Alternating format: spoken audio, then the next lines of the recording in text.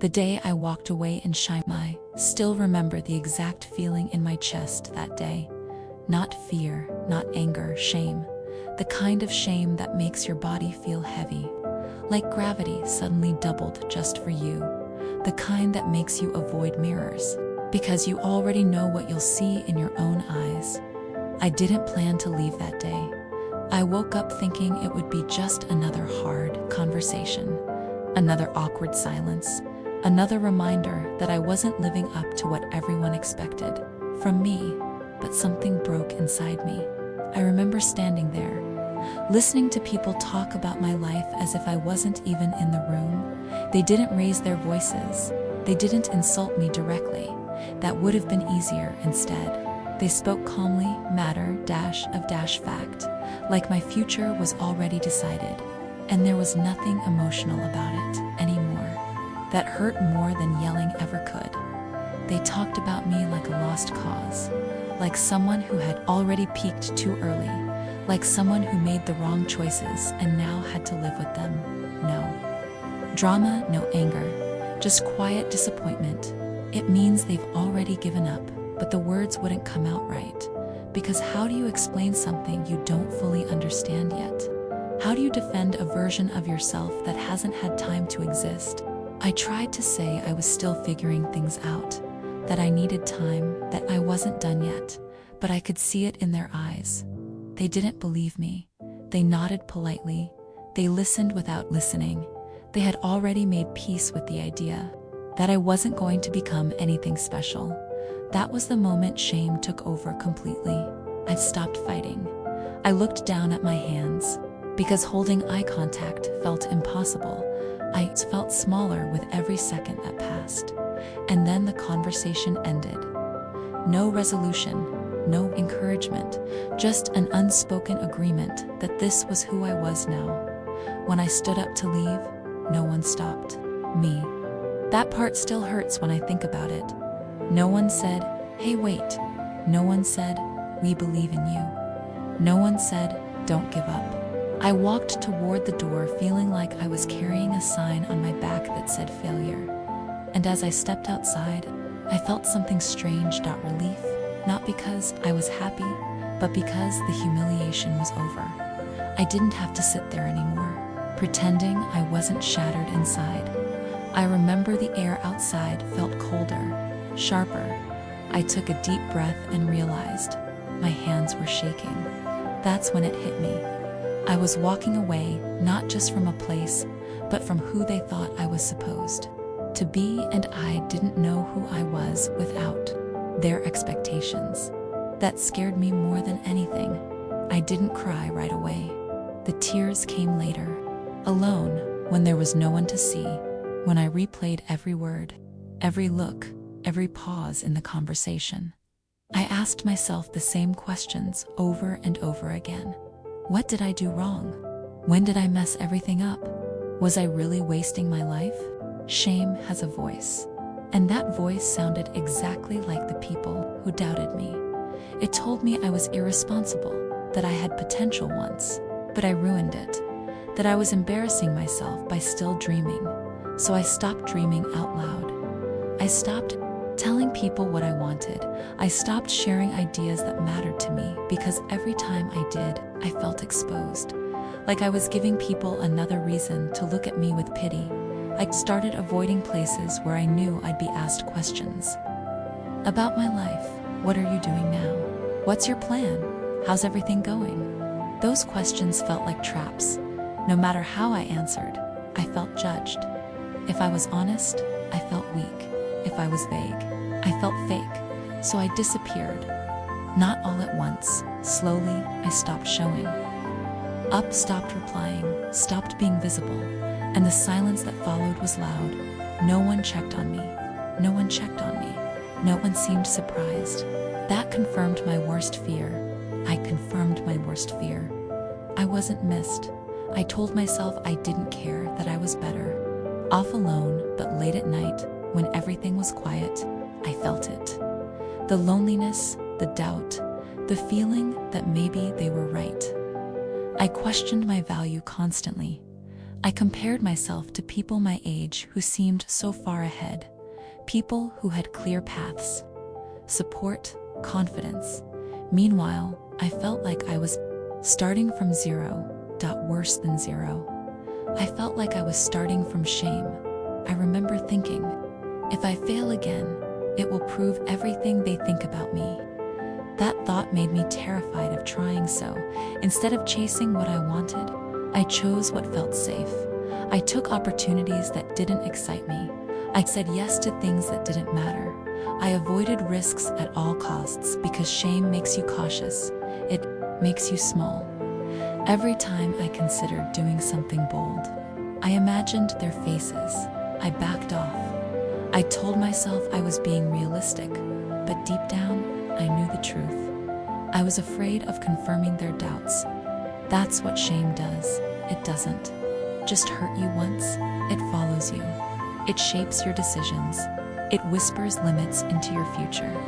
I carried that weight for years, and no one knew from the outside. I probably looked fine, normal, functioning, but inside, I was constantly at war with myself. One part of me still believed I was meant for more. Another part of me was convinced that trying again would only lead to more humiliation. That internal battle drained me. Some nights I stared at the ceiling, asking myself if this was it. If this quiet, unfulfilled version of life was all I deserved. I hated that question, but I asked it anyway. Because when you walk away in shame, you don't just leave a place, you leave pieces of yourself behind. And at that point in my life, I didn't know how to get them back. For a long time, I thought shame would fade on its own. I told myself it was temporary, that once I got back on my feet, once I figured things out, the feeling would disappear. But shame doesn't leave quietly. It settles in. It rearranges your thoughts. It becomes the background noise of your life. Every decision I made carried their doubt with it. When I applied for a job, I heard their voices, telling me I wasn't qualified. When I considered taking a risk, I remembered how confident I once sounded and how foolish they thought I was. So I learned how to live smaller. I stopped asking big questions, stopped imagining big futures, stopped allowing myself to want things that felt out of reach. Wanting felt dangerous because wanting meant hoping, and hoping meant risking disappointment again. I became very good at pretending I didn't care. If something didn't work out, I shrugged. If someone questioned my direction, I laughed it off. If life felt empty, I told myself that's just how adulthood is. But inside, I was shrinking. There's a quiet kind of pain that comes from watching time pass while you stand still. Days blur together, weeks turn into years, and one day you realize you've been surviving instead of living. I avoided family gatherings because I couldn't stand the questions. I avoided old friends because I didn't want to compare lives. Conversations that required honesty, not because I was lying to others, but because I was lying to myself. I told myself I was being patient, that I was waiting for the right moment, but the truth was, I didn't trust myself anymore. Their doubt had become my inner voice. When you hear something enough times, even silently, it starts to feel true. I questioned every instinct, every idea, every dream that tried to resurface. I would think, what if I try again? And immediately follow it with, who do you think you are?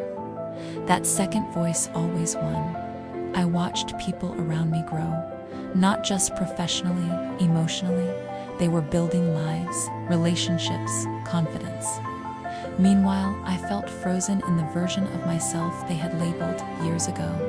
The one who messed up, the one who didn't live up to expectations, the one people stopped believing in. What hurt the most wasn't that they doubted me. It was that they moved on so easily, no follow, dash up. No concern, no curiosity about who I was becoming. I realized something painful to them. My story had already ended. And when the world decides your story is over, it becomes very hard to keep writing. I tried to distract myself. I stayed busy. I filled my schedule. I stayed tired. Because when you're exhausted, you don't have the energy to think too deeply. But late at night, when everything slowed down, the questions came back. What if I really wasted my potential? What if this is all I'll ever be? What if they were right? Those thoughts didn't scream, they whispered, and whispers are harder to fight.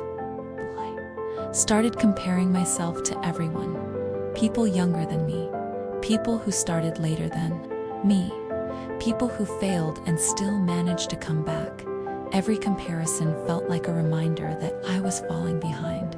I told myself I didn't care about success, that I just wanted peace. But deep down, I wanted redemption. I wanted to prove, at least to myself, that I wasn't a lost cause. Still, fear kept me trapped. Fear of trying and failing again. Fear of being seen. Fear of confirming the image they had of me. So I stayed quiet. I stayed invisible. And invisibility became my comfort zone. When you're invisible, you can't be judged. When you're invisible, expectations disappear. When you're invisible, failure doesn't hurt as much, but neither does success. I remember one specific moment. I was sitting alone, scrolling through my phone, watching people celebrate milestones. Promotions, businesses, engagements, achievements. I felt happy for them. And then I felt empty, because I couldn't remember the last time I felt proud of myself. Not because I hadn't done anything, but because I never allowed it to count. Nothing. Felt enough, nothing. Felt worthy of recognition. I had internalized the idea that my progress didn't matter unless it was dramatic, unless it impressed someone, unless it erased the past completely. And since that never happened, I kept dismissing myself. I lived like I was on probation with life, like I had to earn the right to dream again. But no one ever told me when that probation ended. Years passed like that quietly, and then something subtle happened. I got tired, not physically, emotionally, tired of hiding, tired of doubting myself, tired of letting a moment of shame define my entire identity. One night, I can't live like this forever. That thought scared me, because for the first time, it wasn't about proving anyone wrong. It was about survival. I realized that staying small was costing me more than failing ever did. The fear of embarrassment had stolen years from me, and that realization hurt. But it also did something else. It woke something up, a quiet anger. Not at them, at myself, for letting their doubt become my ceiling. I didn't suddenly become brave. I didn't wake up confident, but I made one small decision. I decided to try again. Not publicly, not loudly, privately, where no one could judge me, where no one could laugh, where no one could say, "I told you so." I started learning again, testing ideas, failing quietly, no announcements, no promises, just action at first. It felt pointless. Progress was slow. Results were invisible. There were days I wanted to quit and go back to being numb. But something had changed for the first time in years. My effort wasn't about them, it was about me. And that made all the difference. I didn't tell anyone what I was doing, not because I was ashamed, but because I wanted to protect it. When you've lived under doubt for too long, you learn to guard hope carefully, because hope is fragile, and I wasn't ready to let anyone crush it again. I didn't know where this path would lead. I didn't know if it would work, but I knew one thing. I couldn't stay the person who walked away in shame forever. And even though I still felt small, I was moving, rebuilding in silence when no one is. Watching starting again didn't feel heroic. It felt awkward, uncomfortable, almost embarrassing. There was no big announcement, no dramatic decision, no moment where I told myself, "This is it, everything changes now." I just started. Quietly. I worked on things late at night, when the world was asleep and no one could see me fail. I learned in fragments, in stolen moments between exhaustion and doubt. Some days I felt motivated, most days I didn't, but I showed up anyway. Not because I believed in myself completely, but because doing nothing felt worse than trying in silence at first. Everything reminded me how far behind I was. I struggled with things that seemed easy to others. I questioned whether I was even capable of learning anymore. I felt stupid more often than confident. And that old voice came back, the one shaped by years of doubt. You're too late. You should have figured this out earlier. Other people are already ahead of you. I heard it every day, but this time, I didn't listen the same way. I didn't argue with it. I didn't try to silence it. I just kept going, because for the first time, quitting wasn't about fear, it was about choice. And I was choosing to continue there. Were moments when I wanted someone to notice, someone to ask what I was working on, someone to say they were proud, but no one did. And that hurt, not in a dramatic way, in a quiet, lonely way, the kind of hurt you feel when you realize you're truly on your own. No backup, no safety net, no external validation, just effort and uncertainty. I failed more times than I can count. Things didn't work. Ideas collapsed, plans fell apart. Sometimes I would sit there, staring at the mess I'd made, and think, this is exactly why they didn't believe in you. But something strange happened. Failure stopped feeling like confirmation. It started feeling like information. Instead of thinking, I'm not good enough, I started thinking, okay, that didn't work. What now? That shift was subtle, but it changed everything. I stopped attaching my identity to every outcome. I stopped seeing mistakes as personal flaws. They became part of the process. And for someone who lived in shame for years, that was revolutionary. Became patient with myself, not kind, patient. Kindness came later. I allowed myself to be bad at things without judging my entire existence. I allowed progress to be slow, painfully slow. Weeks would go by without anything to show for my effort. Months would pass without a breakthrough, and still, I kept going because this time I wasn't chasing applause, I was chasing peace. I started noticing small changes, the way I thought, the way I talked to myself, the way I reacted to setbacks. I didn't spiral as easily, I didn't quit at the first sign of difficulty. I didn't immediately assume I was incapable. Those changes were invisible from the outside, but inside, they felt massive. Doesn't look impressive. It looks boring. It looks repetitive. It looks lonely.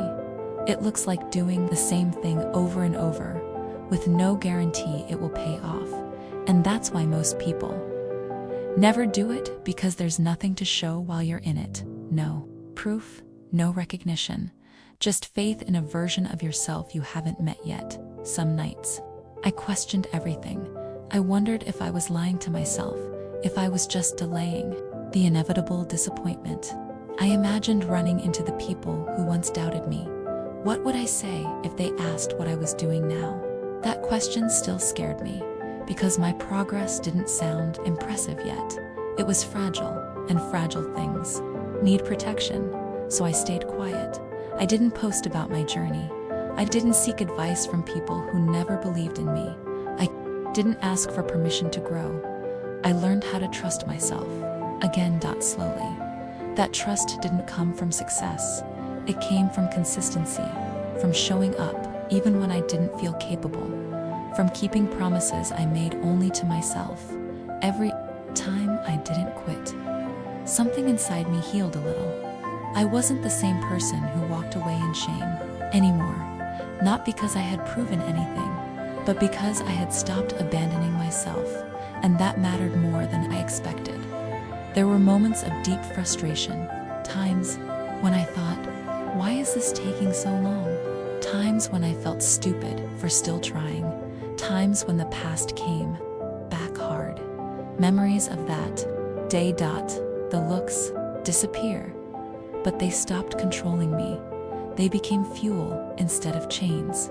I stopped trying to erase my past. I started using it every time I felt tired. I remembered how it felt to give up. Every time I felt discouraged, I remembered the emptiness of staying small. That pain pushed me forward, not with anger, with determination.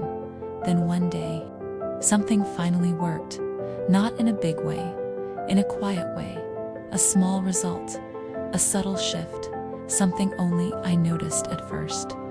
But I noticed, and for the first time in a long time, I felt proud. Not excited, not relieved, proud because I knew how much effort was behind that small win, and I knew how easy it would have been to quit before reaching it. That moment didn't change my life overnight, but it changed how I saw myself. I wasn't broken. I wasn't incapable. I was just rebuilding. And rebuilding takes time. More time than anyone talks about. More time than most people are willing to give. I still didn't tell anyone. Not because I didn't want to share, but because I was protecting something fragile.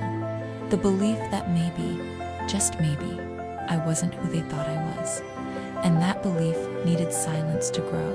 When they came back and pretended they always believed in Mitha, change didn't announce itself. It didn't arrive with applause. It didn't come with a big moment where everything suddenly made sense. I realized things were working more often than they weren't. Not perfectly, not easily, but consistently. I was more confident in my decisions. I trusted my instincts again. I stopped asking myself if I was allowed to want more, and without noticing, my life started to look different. Not flashy, just solid. I wasn't scrambling anymore. I wasn't constantly doubting every step. I wasn't living in survival mode, and that's when the world noticed. Not because I told it to, but because results speak in ways silence never could. People started asking questions at first, casually. So, what are you doing these days? You seem different. Things are going well for you, right? Those questions felt strange, because for so long, no one cared. I answered carefully, not because I was afraid anymore, but because I knew how fragile my peace was. And then it happened. The encounters I had imagined 100 times, running into people who watched me walk away in shamed old faces. Anymore they looked curious, impressed. Some looked uncomfortable. And then came the sentence, the one that hit me like a punch to the chest. I always knew you would make it. I froze for a second. Not on the outside, I smiled. I nodded, but inside, everything went quiet, because my mind immediately went back to that day, back to the silence, back to the looks that said I was done. They didn't know about the nights I almost quit, the failures no one saw, the years I rebuilt myself without encouragement. They weren't there when I doubted my worth. They weren't there when I felt invisible. They weren't there when shame was the loudest voice in my head. But now they wanted to be part of the story. They spoke with confidence, as if belief had always been there, as if the doubt never existed, as if history could be rewritten without consequence. And that hurt more than the doubt ever did, because it felt like my struggle was being erased, like the hardest years of my life were being brushed aside with a sentence that wasn't true. I always believed in you. No, you didn't, and that's okay. What wasn't okay was pretending you did. I realized something important in that moment. People don't always believe in people. They believe in outcomes. They believe when success is visible, when progress is easy. To explain that, when associating with you feels good, they disappear during the uncertainty. They stay quiet during the struggle. They come back when the story sounds inspiring. And once I saw that clearly, something changed inside me. I stopped feeling angry. I stopped feeling the need to correct them because I didn't need their honesty anymore. I already had my truth. I knew who stayed silent. I knew who doubted. I knew who watched me leave and didn't stop me. And more importantly, I knew who rebuilt my life. Me. I didn't confront them. I didn't argue. I didn't call them out. I just listened, because their words no longer had power over me. I had already survived the worst without them, and that gave me a kind of peace I had never felt before. I realized that belief given late is not the same as belief given when it matters. Belief after success is cheap. Belief during struggle is rare, and the people who believe in you when you have nothing to show are the ones who matter. But here's the part most people don't talk about. Sometimes you won't have those people. Sometimes no one believes in you, and you still have to keep going. That doesn't mean you're weak. It means your strength is being built in isolation, and isolation, as painful as it is, creates something powerful. It forces you to rely on yourself, to listen to your own voice, to develop discipline instead of motivation. It teaches you how to stand when no one is clapping. Looking back, I understand something now that I couldn't back then. Walking away in shame didn't end me. It stripped me. It removed the comfort of expectations, the safety of approval, the illusion that I needed permission to become someone. And in that emptiness, I found myself not the version people expected, the version that survived. So when people say they always believed in me now, I let them. Not because it's true, but because I don't need them to be honest for me to be at peace. I don't need recognition from people who only show up after the victory. I already know what it cost.